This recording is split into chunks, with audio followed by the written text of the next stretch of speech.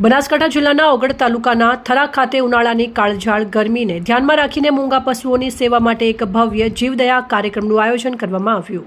જનસેવા charitable trust સંચાલિત મહારાણા પ્રતાપ સેવા group Banaskantha અને મહાકાલ સેના બનાસકાંઠા દ્વારા સંયુક્ત રીતે માનવતાવાદી કાર્ય હાથ ધરવામાં આવ્યું હતું। થરા એપીએમસી ગેટ પાસે આયોજિત આ કાર્યક્રમમાં આસપાસના વિસ્તારના સેવાભાવી નાગરિકો મોટી સંખ્યામાં ઉમટી પડ્યા।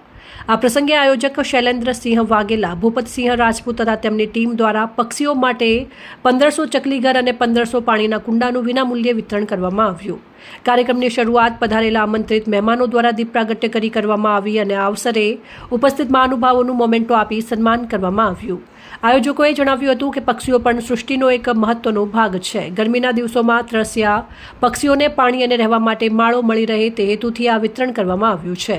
પક્ષીઓની સેવા એ જ સાચા અર્થમાં માનવ ધર્મ છે। આ સેવાકીય પ્રવૃત્તિને સ્થાનિક રહીશોએ બિરદાવી હતી અને મહાકાલ સેના તથા મહારાણા પ્રતાપ સેવા ગ્રુપના પ્રેરણાદાયી પગલાંની ચોમેર પ્રશંસા થઈ રહી છે। લોક Banas news bureau office, Banaskantha.